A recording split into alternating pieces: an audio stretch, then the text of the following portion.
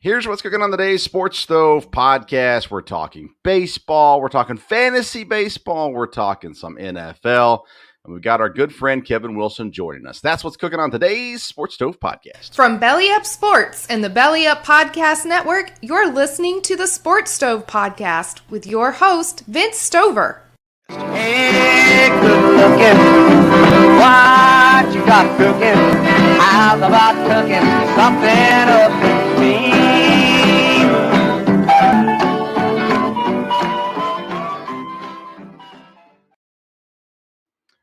Welcome into a brand new edition of the Sports Stove podcast. Thank you for joining us. If you're watching on Belly Up TV, Tiki Live, or just listening to the audio version, we sure appreciate you taking some time to be with us on the special Monday episode. And today, I am joined by a very special guest, the one and only, my friend, co-host of the Belly Up Fantasy Baseball Live podcast, Kevin Wilson. Kevin, welcome back to the show. Oh, it's always a pleasure to be here, Vince. I'm sure I'm glad you asked me. So yeah, definitely. We were, it's funny. We're getting into that part of the year now, just for a little bit of time where the content starts to slowly creep away. Right? we got the NCAA tournament coming up here real soon. We got the NFL draft and the NFL offseason getting ready to get started as well. And typically this time of year, we are gearing up for baseball season. And you and I, Kevin, spend a lot of time talking baseball every Sunday, 8 p.m. Right. We didn't do it this Sunday, but we will be back next Sunday. But 8 p.m., you can catch us on Belly Up TV. You can catch us on Tiki Live app. You can catch the podcast, which, Kevin, I'm not sure if you know, is now available on Apple Podcasts as well. Oh, well, so that means my wife will be able to watch it because she's got an Apple phone. I do not. There you go. So we're available all kinds of places. But right. Kevin's been on the show several times. We've talked fantasy football, fantasy baseball, baseball in general, and things like that as well. And my dad just had a procedure done on Friday. I guess it was Friday, and unable to be with me tonight. Should be back with me on Friday, but nonetheless, great to have Kevin back on. Kevin, let's talk baseball. Let's start there. Okay. We had the report come out Sunday night that the union and the association, player association, and the league have agreed to make some rule changes. They won't go into effect until 2023. It seems like we're not working the right direction, right? We're still missing some things here. Yes, we are. Yeah. So I know. So go ahead. While I was waiting to come on the show, I just happened to see this where the players and MLB have agreed to ban shifts, implement a pitch clock, and to make the bases larger. Now, it does not say, I don't even know how big the bases are now. Right. So to say that this announcement is completely underwhelming, I can't emphasize that enough. Who cares what we do in 2023?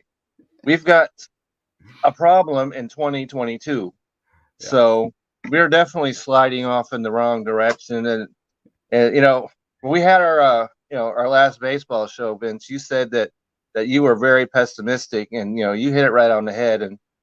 And so when we got nonsense like this coming out now, it really it depresses me that this is where we are right now. Yeah. I want to talk about these rule changes. We're going to get back to this season here in a second. Let's start with the bases. I've heard this come up that they're talking about getting larger bases. I've always heard about it in little leagues as far as a safety precaution, and keeping the feet away and all that kind of stuff. Do you know, is that the reasoning behind this? If I had seen this, earlier than 10 minutes ago, I might have been able to get a little bit more into this. Because like I said, I don't know how big the bases are. Yeah. And so I would have to assume that this has something to do with safety, because you got guys that, they come across the base and they land on it wrong. Mm-hmm. I'm not exactly sure how making the base bigger really helps you. I guess it gives you more of a target to put your foot on. Yeah, I suppose is what it is. Like at first base, it keeps the first baseman's foot away from the runner's foot. and those kinds of things. But outside of that, it just seems a little odd for Major League Baseball to be trying to figure out base sizes right now. Right at this moment, in time, when we look back, 30 years from now, that this right here, is what we're going to emphasize: bigger bases. Yeah. Come on now, come on. Oh, I love. Well, I guess it. if that's safety, okay, we can discuss this. Yeah. But you and I have talked ad nauseum about shifts, and for them just to go ahead and ban it just means they're throwing in the towel, and hitters will never go the opposite way ever again. Right. Yeah. And I'm trying to look up right now to see what MLB.com has to say, because they are obviously connected to the league, owned by the league, and all those kinds of things. And it's just really intriguing to me. I got some other stuff, but let's finish this up first. All right. So size of bases, pitch clock. This has been something that they've implemented in other places, lower level baseball and stuff like that. I guess I understand it. To me, you're talking about speeding up the game. I mean, pitch clock it comes into effect. I thought they already had that where, it was it 20 seconds or something? I'd heard this once before. It's nothing, I guess, official. Yeah. But now I guess, they're who's seeing this pitch clock? Are they going to put it up there like, they do in NFL stadiums where you can see how long you have until you hike the ball? Is that what we're talking about right here? Yeah, I think it's behind home plate. For the or over somewhere where the pitcher can clearly see it. They've got to have one somewhere for the umpire. I guess the back one of like the third base umpire or the first base umpire would see it and would be the one to step in and call it. I would assume. It looks like they're looking at a 14-second pitch clock with empty bases, 19 seconds with people on base. Okay, great. So what happens if you reach 20 seconds? Then what? Then it's a ball. Is it a ball? Is it a balk? Is it what happens? That's a good question. These are all things I should have researched before we had the show. Well, like I said, if I just saw that literally as I was sitting here getting ready to come on the show. I saw this, and so, Yeah, I feel like this is an answer I should already know, and I apologize to our listeners for not knowing it. There's probably some listeners right now that are screaming at their headphones or something. The obvious answer that it feels like you should know. Hey, if you know the answer to that, you just go ahead and throw it to us, and we'll. That's right. We'll take it. Yeah, so I would assume it's a ball or something like that, but that's pretty crazy. I don't think pitch clocks are going to change the game to the degree that they're wanting to change the game, right? They're saying we got to speed it up and it has to go faster. Yeah. So are we going to, you can have all the pitch clocks you want. Does that mean we're going to enforce it? That's the thing right there. Because if you don't enforce it, well, look at like the NFL and delay a game, right? The official watches the clock, and when it hits zero, he waits for it to hit zero, and then he'll look back at the quarterback to see if it's snapped yet. And then he might throw the flag. Right. So now we're 5 seconds into that. So, yeah. So I'm sure that's the kind of thing that we're talking about here. Yeah. And it makes I'm all for fans, right? I'm all for speeding up the game, because there's nothing more frustrating when the guy's sitting there and he's at the stretch and he's standing there for 25 seconds. Yeah. Nobody wants to see that. Yeah. So.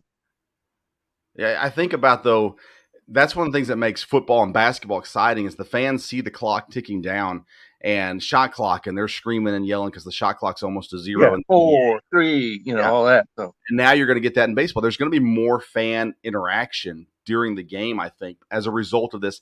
Outside of that, honestly, I don't think it improves the game that much. No.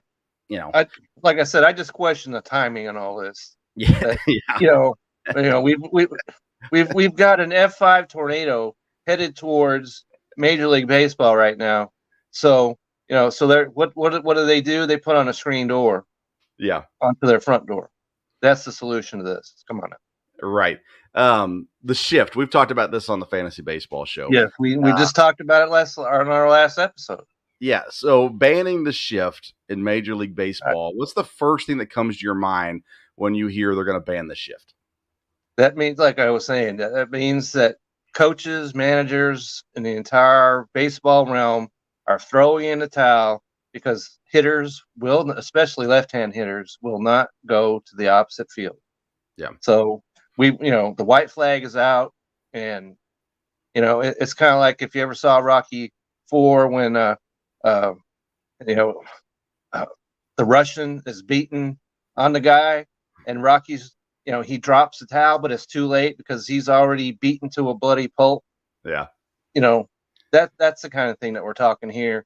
The flag it's blood on it. The flag's out. We're not going to do it. So Joey Gallo, if you want to hit, 208 and hit it to right field in every single at bat, well, you just go ahead and do it.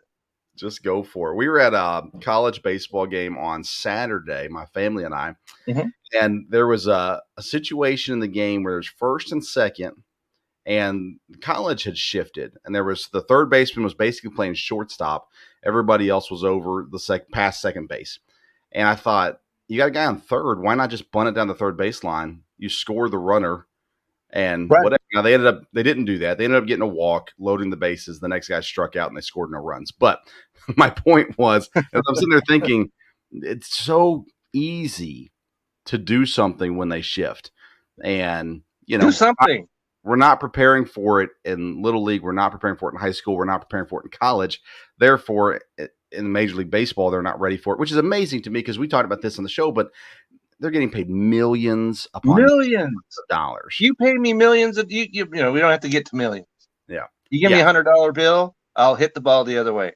Yeah, definitely. Major League Baseball, are you listening to this? Give me $100, I'll hit the ball the other way. And I am Tampa Bay a few days ago, but I'm a switch hitter, so I can come up to the left-handed, and I'll hit the ball the other way. Okay, so baseball, if you need some guys to go the other way, come get me. Tampa Bay is a cheap team. Maybe they'll come out and get you. Hey, Tampa. I know their stadium's like a sinkhole, but I'll go over there and play. No problem. No problem at all. There you go. Kevin Wilson, free agent. That's right. Looking for his next contract. What about this argument that they've had back and forth between 12 teams in the playoffs and 14 teams in the playoffs? The players have been pretty staunch on wanting that 12 teams and not 14. The owners want 14. What's your opinion on that, 12 or 14 teams? Well, I can understand. I don't really understand what the players' objection is to that, because if 14 teams make the playoffs, and more people make money, including the players. Right.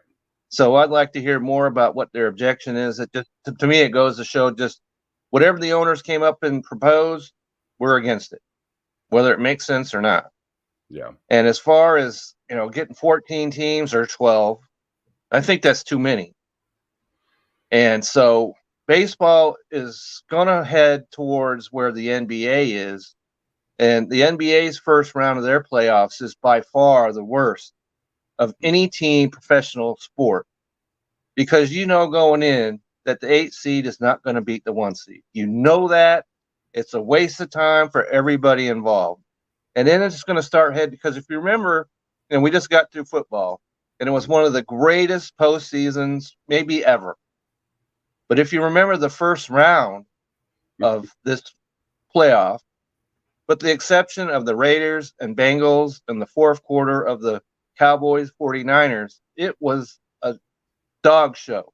Yeah. And not a good dog show. Okay. Yeah. So they were all blowouts. There were if you don't have more in baseball, let's say like in basketball, the Lakers, we all know they're coming apart. They're 10 games below 500.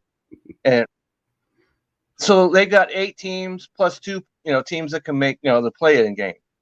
So that is a huge problem to me. If you don't have a winning record, you don't belong anywhere near the playoffs. Yeah. But, I'm a purist, as far as baseball is concerned. So that's a losing argument. And so if they can agree, you can't have 13, obviously. Right. So, flip a coin. We got a coin. You give me one right now. We'll flip it. If it's heads, it's 12 teams. If it's tails, it's 14. And we can move on. Max Scherzer said and talking about why they didn't want 14 teams. We felt like competition could be eroded in that scenario, and we had specific examples of different players who spoke up that highlighted that specifically. Continuing on from those division winners down, we didn't see proper incentive for those other two division winners. So they felt like competition is going to be basically exactly what you're talking about. Competition level. Okay, Max, I'm with you. Yeah. Go, Max. Okay. Yeah. So there you go. There it is. The reason behind it. I'm surprised, though, honestly, that the players care.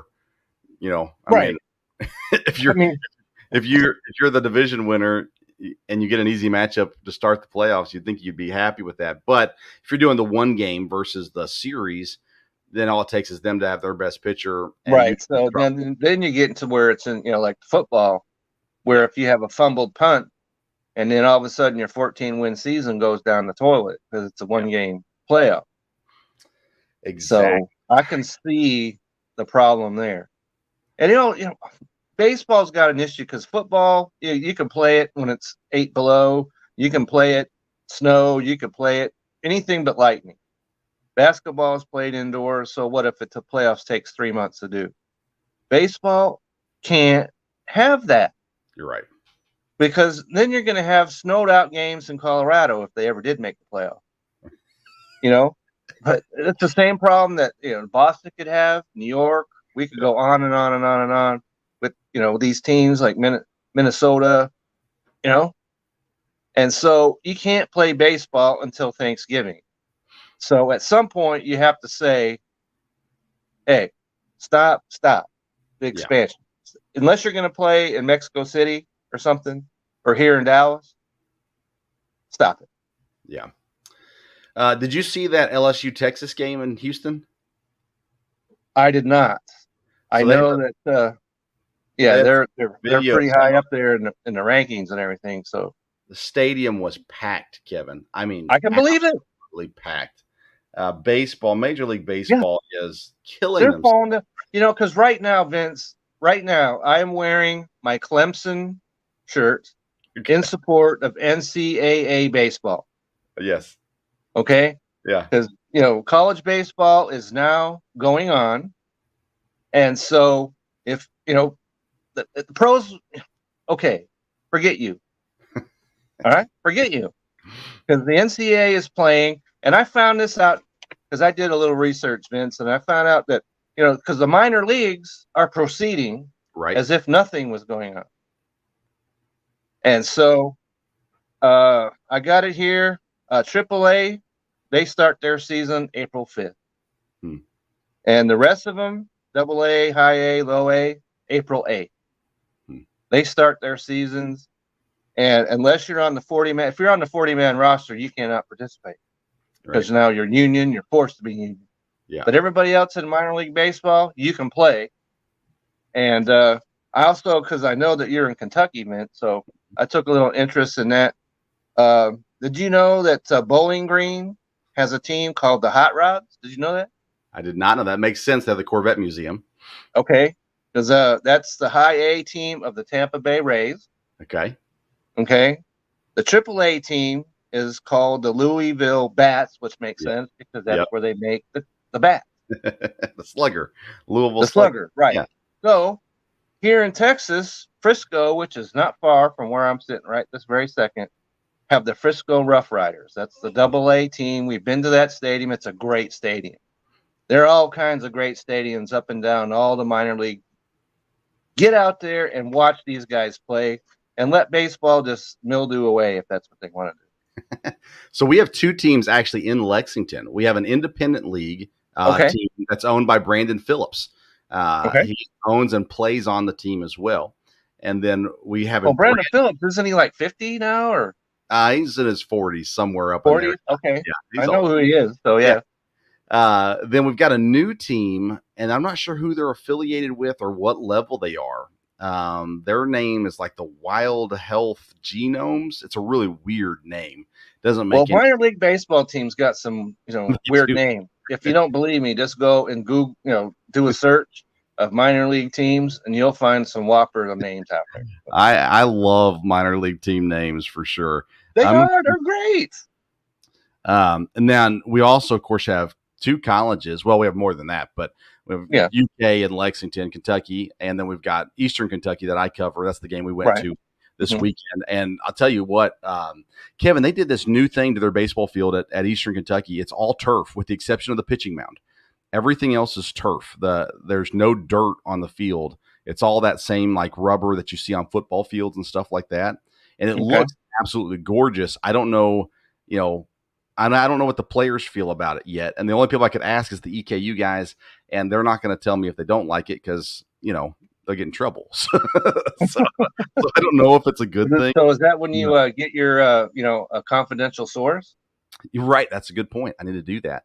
Yeah.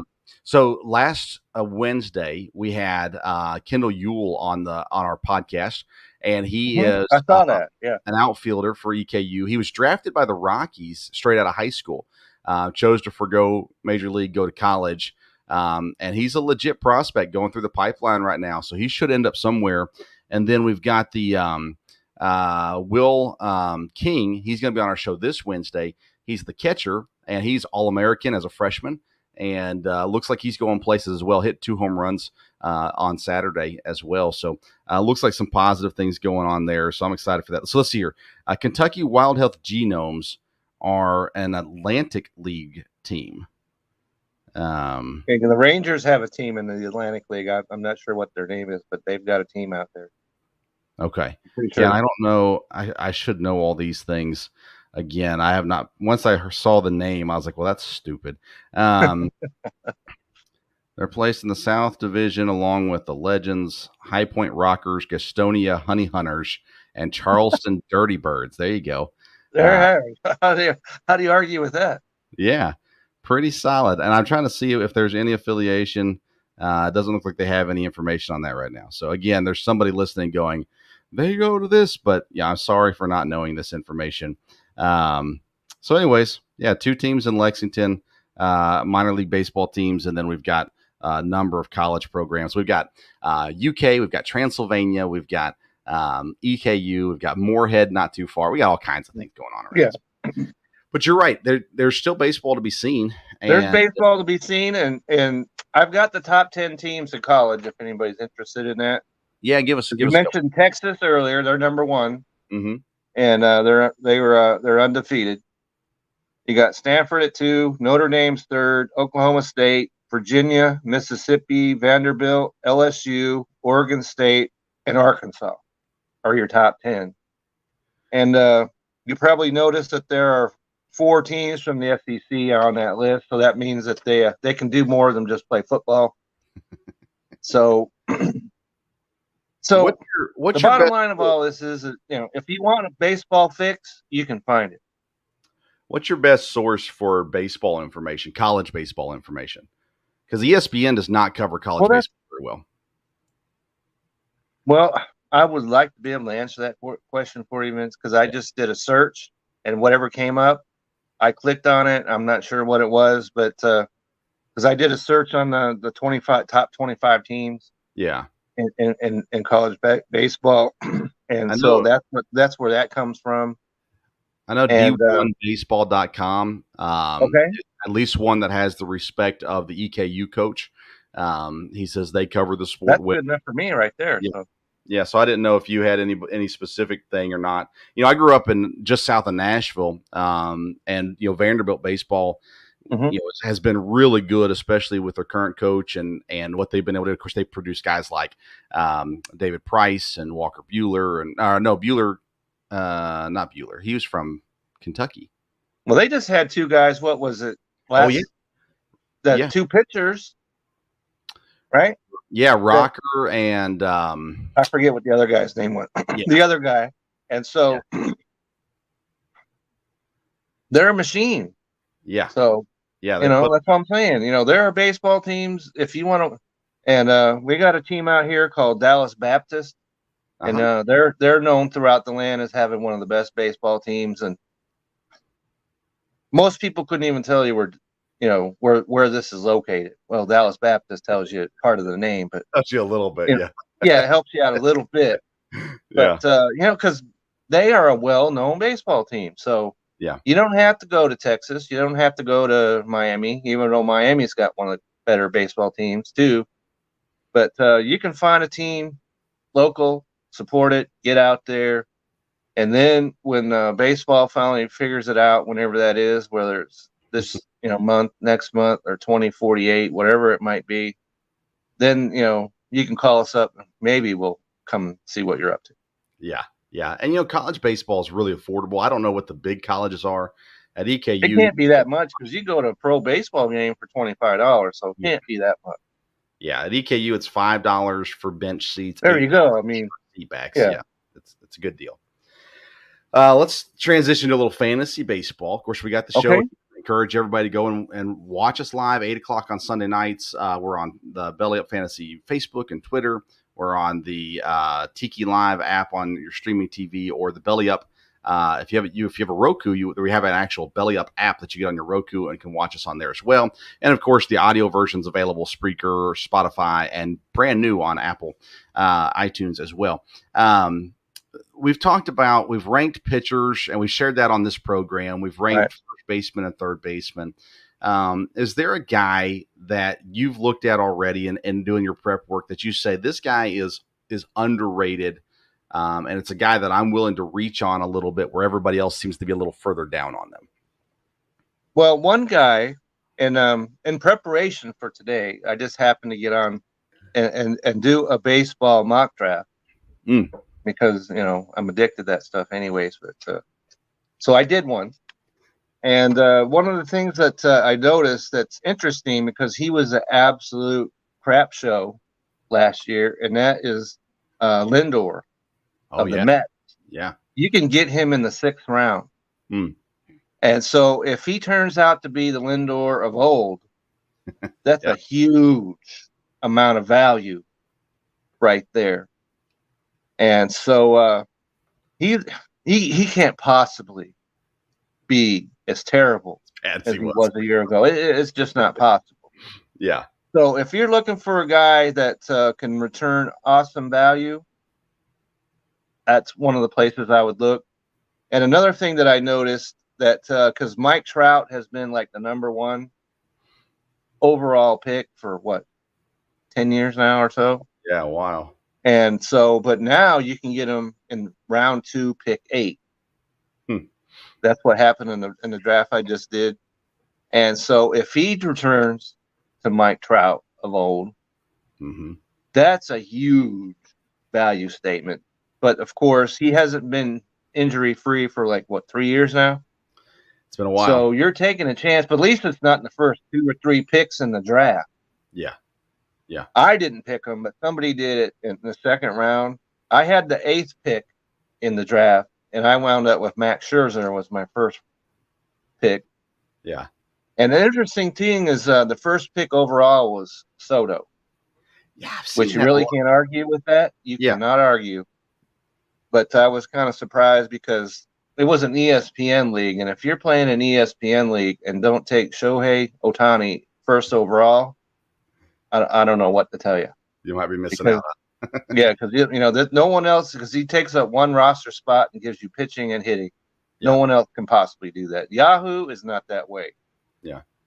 But so I took Scherzer first. Tatis was sitting there, but I was like, no, I don't think I'm going to do that in the first round. But the 2nd round came back around, and he was still sitting there. So I went ahead and got him in the 2nd round. Was it a 10-man draft? It was a 10-man draft. I've drafted 8th. So, just a couple more picks after I went, Tatis was still sitting there. So I went ahead and took him. That's a solid 2 first picks for sure. Yeah. And so then in the 3rd round, Franco was sitting there. And so I figured, okay, so I put Tatis in the outfield, and I'll just play Wander Franco at short. I'm good. All set up. Shortstop is an area that I feel is super deep. It has been. It used to be where you could, the Mark Belanger days where the guy would hit 208 and, that would be it. But there are solid guys up and down that are shortstops that really can mash. You go about 12 deep, I think, of quality shortstop. Yeah, we haven't got into the shortstop ranks, but We will have no problem because we found out the first and third baseman dropped way off after 5 or 6. Yes, That's not going to be the case when we do the shortstop. definitely. Not at all. What's your feelings about Trevor Story? He's a free agent right now, so we won't know who he's going to play for till the league opens back up again. I'm kind of surprised that the Rangers didn't get him instead of Seager, because he's a Dodger and I'm supposed to love him, but he's had injury problems of his own. Yeah, and so I was real surprised that happened. Whoever gets him is going to have a great shortstop on their hand. Yeah, and so it's going to be interesting to see because you got Correa out there. And he probably would have been signed already if he didn't have Correa and Seager and all these other guys that are running around. And so, like I said, if we ever do get around to baseball, he's got to be one of the first guys that goes. Definitely. Yeah, I think there's, guys, I want to get your thoughts on Dansby Swanson. I've had Swanson on my fantasy team in the past. I like him. He's a Vanderbilt kid as well. I've always kind of liked him, but he never produces. He never has lived up to his original billing when he came up in Atlanta. He's never bad, but he's also never great. He's not going to be your number one shortstop. Right. You could use him. The only thing that only gets me about Swan is if I'm going to have a shortstop that's my second or I want him to play other positions as well. Yes. But he does not do that. He only qualifies at shortstop. And he's one of those guys where he goes out and goes, let's say, 5 for 8 or something. Yeah. And I got to go out and get him. So you get him. And then he goes 1 for his next 14. Yeah. All right. He is the guy that will be in their lineup. You know that. So you don't have to worry about, because he plays, 158 games or so a year. Yeah. So he's a good guy to have down on, maybe take him in the 20th round or so. I'm gonna play a game with you that I play with my dad on the show a lot. So I'm gonna give you a Dansby Swanson and you have to tell me which one you would draft first. Okay. So let's we're talking shortstops right now, and I know we haven't done all our research on it yet, but so off the top of your head, Dansby Swanson or Chris Taylor from the Dodgers? I'm taking Chris Taylor. Because just for the reason that I mentioned, he plays second, short, outfield, third, and so it's definitely him. Dansby Swanson or Gleyber Torres from the Yankees. Ooh, I'm going to tell you right now, I'm going to take Swanson because I've had Torres before, and he's burned me to the inch of my life. So that's not something that I'm going to do again.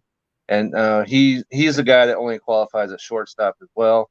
And so, hitting in that Yankee lineup, he should be driving in 80, 90 runs a game. Yes, he should. But or not 80, 90 runs a season, but it's just not happening with him. And I know last year he had COVID, and he had COVID again and all this other kind of stuff. But no, you're not burning me. No, not happening. One more for you. Dansby Swanson or Brandon Crawford from San Francisco? I'm taking Crawford. Okay. Definitely taking Crawford because he's the guy that can swing the bat. Okay. All right. Very good. So I think our next fantasy baseball show, which should be next Sunday, are we going to do shortstops and second baseman? Is that what we're ranking? Yep, we can do that. All right, so make sure you tune in next Sunday for the complete coverage of shortstop. Complete. That's right. So it'll be interesting, just to throw a name out there where Marcus Simeon winds up in our ranking. Yeah, he's another guy the Rangers signed, and so that's right. Yeah, and that's one of the fun things about going through this and ranking guys is seeing all of a sudden like, oh, wait a second, they're not on that team anymore. That's right. Teams. So I guarantee you, though, one thing I can guarantee you that Marcus Simeon will not be the value that he was last year. Okay. Because I got him way late in the draft, and he wound up being, almost up there with, some of his Toronto teammates. Yeah. And so I don't know how that's going to translate exactly to the Rangers. So we'll see about him, but he qualifies at second and short. I like that a lot. According to Fantasy Pros, he's being drafted ahead of Xander Bogaerts and Tim Anderson at the moment. That you know, I'd take him above Tim Anderson, maybe. yes, I would too. I'm not taking him. Bogaerts. No, not above. No, we're not. Come on now. That's going to be fun. That's going to be a fun. Let's get serious. You know what I mean? That's not serious. Might want to check your water supply or whoever it was that ranked that. All right, that's the ADP. That's not even a ranking. That's an average draft position so far this year. Okay. So we'll see. I don't know. That's an interesting. I think shortstops are going to be a fun conversation when we have it next Sunday for sure. All right, let's transition out of baseball. I know you love baseball, but let's get real now. All right, okay. You're a Seattle fan, and specifically Seattle Seahawks fan. And there's been a lot of conversation over the last 2 years about Russell Wilson and what's going on with him. Of course, Pete Carroll, that name has pushed around a little bit too, but obviously Pete Carroll's going to be back this year. Is Russell Wilson going to be back in Seattle this year, or is he going to end up somewhere like Washington, Denver, Pittsburgh, somewhere like that? Well, it's interesting, because I was asked this very question because I'm also on the Belly Up Fantasy Live Football Dynasty Edition. And they asked me about first they asked me about Aaron Rodgers, who I'm sick and absolute tired of. And then they asked me about Russell Wilson. And he's quickly moving because, his name's Wilson. He plays for the Seahawks. But he is coming dangerously close because you can't nail him down. 1 minute, I want to win 2 Super Bowls in Seattle. But then I'll agree to this, be traded to these teams, whatever. And so, Russell, if you're listening to this, just come to a decision. Keep it, stay there.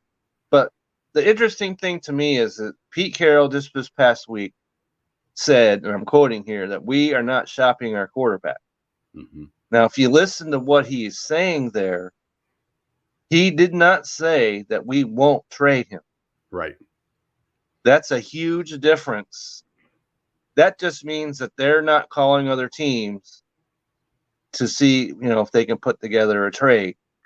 But if another team calls them, they'll take the call. Yeah. Okay, we got another team, put them on call waiting, I'll get right back to you.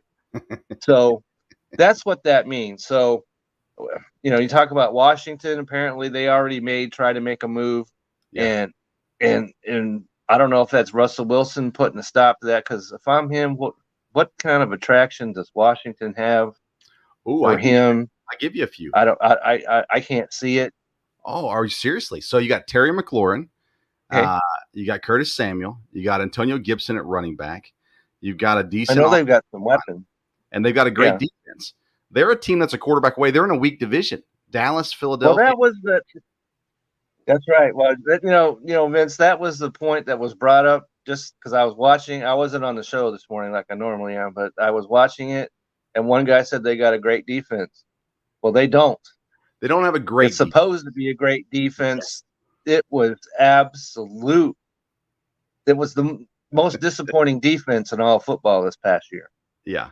So, but you talk about all it except for the great offensive line. Seattle's got all those things. I'm going to counter your Washington defense thing though. If the offense is able to give the defense a little bit of a break, how much better is the defense? If the defense is on the field all the time, then they're tired, they're worn out, and by the end of the game, they're getting scored on every possession, even if they can hold them in the first half. And so if you have a serviceable quarterback like a Jimmy Garoppolo and Andy Dalton, maybe they look better than they did last year. If you have a Russell Wilson or an Aaron Rodgers, which is not going to happen, but if you have one of those guys on the team, now you're all of a sudden your defense is looking way better because your offense is scoring points, keeping the defense off the field a little bit and helping them out as well. I think they have the talent in Washington to be a legit contender if they get the right quarterback. But if they get they're definitely looking. They're definitely looking. That's clear. And so, but my question is, what exactly is Washington got to offer to get Russell Wilson? That's a good question. That is the question right there, because if you look at their divisional rival, the Philadelphia Eagles, they've got 3 first-round draft picks and Jalen Hurts. Yeah. If I'm the Seahawks and Philadelphia calls up and says, "Hey, we'll trade our first round picks and Jalen Hurts," we got a deal. Yeah. Russell Wilson, it's been great. I appreciate you winning us our Super Bowl, but it's time to go. Did Russell Wilson win the Super Bowl, or did the defense win the Super Bowl? Well, that's one of those questions where, because the defense was awesome, no question about it. But you got to give Russell Wilson some credit, because he, his whole career, he has not made except the one huge instance where he threw the interception at the goal line. Yeah. Which will cripple me for the rest of my life. But anyways, besides that, he doesn't make the big mistake.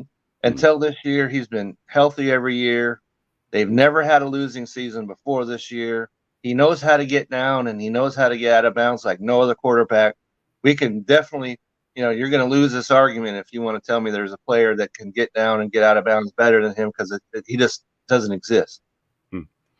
So, yes, they won the Super Bowl because of their defense and Russell Wilson. Okay, that's fair. Because if you remember his very first season, he was a rookie. He went into that first preseason, and he took control of that team. Yeah. And it's been that way ever since. Yeah, I wanted Green Bay to draft him as the backup quarterback. I wanted him in the second or third round. Thought he'd be a good pickup there. He ends up going to Seattle. I thought, that's pretty good. I still thought Flynn would at least get a season in. Nope, didn't happen. Well, if you remember, they paid him some ungodly sum. Right. And he didn't get on the field, and eventually went to the Raiders and was like their number 3 quarterback or something. But he made like $35 million or something crazy. Yeah, I think at that time it was $17 million a year, or it was 17, and then it went up from there a year. Which I think it was some that you could definitely build yourself a nice house out of it. So yeah. Now, do you still believe in Pete Carroll? That's another tough question, because he seems like he does not, because he's got Russell Wilson. Mm-hmm. Use him. Use him. Let Russ cook. Yeah, let Russ cook. And so, but they do still have the running game if they just be healthy. Yeah. But the one thing that they just haven't done is get an offensive line. Even when they had beast mode, they didn't have a great offensive line. So I don't know what their resistance is to that, but like I said, Russell Wilson would get down, and so you didn't have to worry about him getting hurt. But he's not 23, 4 years old anymore. You're right. So because you look, they don't have a first round pick because they gave it to New York. Yes, that's right, for the safety. You look at Cincinnati. That's right. And you could say, okay, well, let's just get an awesome offense. Let's get 3 wide receivers. Let's get a good running back, and let's go that way. But like you said, Joe Burrow, he's young. Russell Wilson is not young, and he can't take. No, not anymore. Not anymore. Yeah, that's a good point. And you can use a classic example of Joe Burrow, because if they had a good offensive line, he would have had time to make the play right at the end of the game. Because his wide receiver was completely and utterly wide open, but he couldn't get him the ball. Why? Because he had 17 guys that were bearing down on him. Yeah, which should have been a penalty, because you're only allowed 11. But right.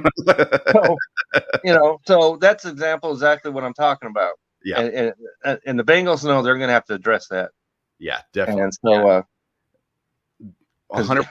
Now, let me ask you this. Last year at the draft, did you think Cincinnati should have taken Penei Sewell, or were you on board with the Jamar Chase pick? At the time, I was not, doing the dance or anything, because they took him, not knowing, of course, that he was going to turn out to be one of the, elite wide receivers. And so you can't hate the pick. Right. You know what I mean? So the time, I was not loving it at all. And even if, you talk about him, and he is a great wide receiver, but he is maddeningly inconsistent.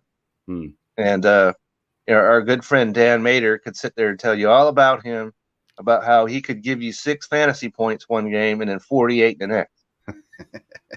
So And some of that's a product of having T. Higgins and Tyler Boyd on the field also. well, that you definitely got to take that into account because you can only catch one football.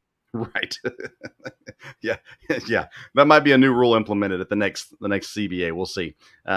Multiple footballs on the field at one time, but nonetheless, I'm looking forward to the draft. I'm a geek when it comes to off-season stuff. Love trades, love free agency, love the draft. And so, but I have to wait till free agency happens before I can start my draft prep. Otherwise, I do all this work. Yeah, you're wasting your time doing it that way if you don't, but we don't have long to wait because the league year starts in what, a week? I think so. Yeah, I think free agency starts in 5 days. I think it is something like that. And then, because we were talking about Amari Cooper over here. Yeah, you could ship him way out of town because he's not going to be playing for the Cowboys next year. Isn't that crazy? Well, because he's guaranteed $20 million if he's on the roster 5 days after the league year begins, and they are not going to do that.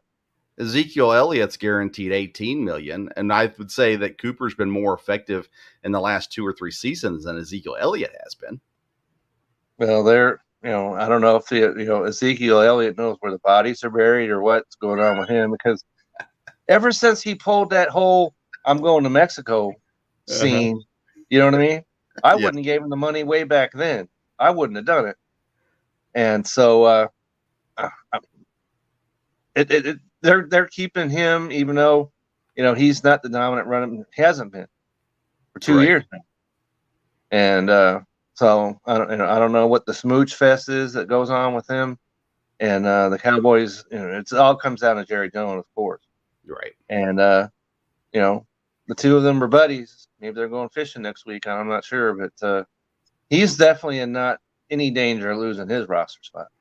Doesn't seem that way, does it? No. I don't know. There's some good receivers out there in free agency this year. There are. And if you would talk about the Dallas receivers, you could talk about another Wilson, Cedric Wilson. Okay. And he was only like the 3rd or 4th wide receiver on the Cowboys. He could be number 1 depending on where he winds up. So there's a name drop for you. Just remember Wilson. Yeah. It'll bring you home. Right. See, that makes sense because you got CeeDee Lamb and you got Michael Gallup.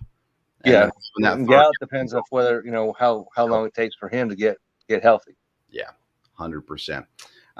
Give me your thoughts on Aaron Rodgers. What do you think he'll do? I know you're tired of talking about him, but me and Dad, as Packer fans, we've given our opinion on it several times. Where do you stand on the Aaron Rodgers thing? Where do you think he ends up? Well, and I know that he loves sticking it to the Packers because of what happened, with the whole I'm drafting a quarterback in the first round, the whole spiel. I understand he likes to jam it into the Packers organization. I get that. But what somebody needs to explain to him is if you sit there and keep this decision under a hat, so to speak, you're hurting your fellow players. Because a lot of them, because if he stays with the Packers, there's no reason for any of them to jump ship. Right. Especially, Devontae. Why in the world would he go anywhere else if Aaron Rodgers sticks around? And so I think that this whole thing is an indictment on Jordan Love. Because if he was ready to play, no matter how great Aaron Rodgers is, they would cut him loose so fast it would make his head spin because they did it with Brett Favre. Right. If they can do it for Brett Favre, they can certainly do it with Aaron Rodgers. But apparently Jordan Love is not ready, which is unfortunate because he's been on my fantasy team, Dynasty Edition, for 2 years now. He's been on my taxi squad for 2 years. Yeah. So, if he was to go off and become Aaron Rodgers, that would be great for me. Yeah. That's what I'm hoping for. That's my, You're right, though. Jordan Love is not ready to play yet. I don't think he's going to be ready. If he's not ready to play now, he's not going to be ready because he's been there for 2 years and he's watched the best in the business. He's not ready. That's not good. Sadly, I agree with you. But as a Packer fan, I've said this on the show before, I'm okay if they move on from Aaron Rodgers now. I'm tired of it. I'm okay if they keep him too. Don't get me wrong. He's our best chance to win a Super Bowl. Well, what I'm saying is make a decision, Aaron. Yeah. Make a decision and make it before, the league year begins. It's supposedly coming out possibly Tuesday is what they're saying right now. Well, it needs to be before Tuesday. Because like I said, there are other players on that Packer squad that need to know what he's going to do. Yeah. So then they're going to make their own decision. Yeah, he, I don't know if he's going to do it on Pat McAfee's show or what, but that's been the rumors Tuesday. Now, Sunday, he performed the wedding for his left tackle, David Bakhtiari. So he did that Sunday. He's still hanging out with that teammate.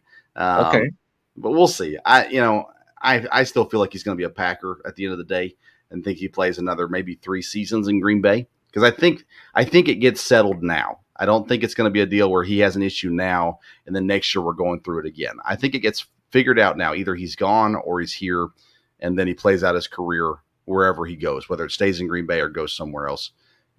Who knows? At the end of the day, nobody knows except for him. But which he knows.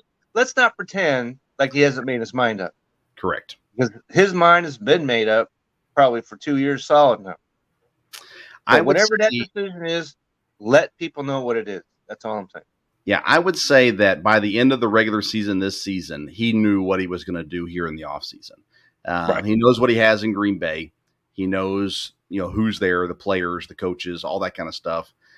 I mean, it's a little silly at this point, but he's doing what he wants to do, and the Packers are letting him do it. Well, they have to. Well, yeah, like you said, Jordan Love's not. They put themselves in this position. Yeah. So I guess you can't blame it on Aaron Rodgers, the whole enchilada, because they've allowed this to happen. And, it's a good thing because, I'm from a different generation where I'd be like, okay, make your decision. Tell me what it is. Or we're going to send you, so you can, pack up your bags and we'll send you to Houston. We'll send you to Carolina. How about that? yeah. Send them to Houston. Yeah, we'll send you to Houston. It's the same way with the NBA, and you got players running around going, well, I don't want to be here, so I'm going to mope around and I'm not going to play. Yeah, I'm paying you $700 million. You best get off your rear and play, or I'm going to send you to the Minnesota Timberwolves. See how you like that. Oh, love it. Kevin, we're running out of time. Why don't you tell the fine folks where they can find you at social media and catch the other shows that you're on to? Well, you can always catch me on Twitter at Kevin62 WLSEA. You can always find me at the Belly Up Fantasy website. As a matter of fact, Monday, this is Monday. And so there's an article on, because this is the last week, talk about fantasy. The last regular season week for fantasy basketball. And so I put together an article because there are a lot of players that are star players that are hurt. And so you're right. What's their situation? And so I tell you what their situation is, how long they're going to be out, so you can make a decision about whether or not they need to be on the roster. That's available right now. Just get to Belly Up Fantasy and check that out right now. Sunday mornings, as we mentioned, I got the Belly Up Fantasy Live Dynasty Football Edition that comes out at 11 a.m. Eastern. Then, of course, you and I, baseball, Sunday night, 8 p.m. Eastern. So just get on social media. I'm there. He's there. He's everywhere. Belly Up Fantasy. I made a pickup in fantasy basketball this week. I'm on a Yahoo basketball league. Okay. And I hadn't paid attention to it really all season. They did the draft on a night I couldn't do it, so it auto drafted for me. And then I just kind of would set the lineup automatically, make sure the active players are in. I started looking and I picked up Jalen Green from Houston, was available on waivers. And he's been doing pretty solid for me since I picked him up. So I'm paying attention now that the playoffs are getting ready to start. I'm going to try to win the league in the playoffs. We'll see how it goes. Yeah, like I said, this is the last week of regular season fantasy basketball. So everybody get ready. Awesome. Kevin Wilson, again, we share the screen together every Sunday night. I hope that you've been watching that and tuning into that as well. Kevin, I really appreciate you coming on and talking with me tonight. It was a fun conversation. It went fast, but yes, we'll get back at it Sunday. Thank you so much for being with us. It's always a pleasure, Vince. All right, everybody. Thank you for tuning in to today's podcast. Until next time, we'll see you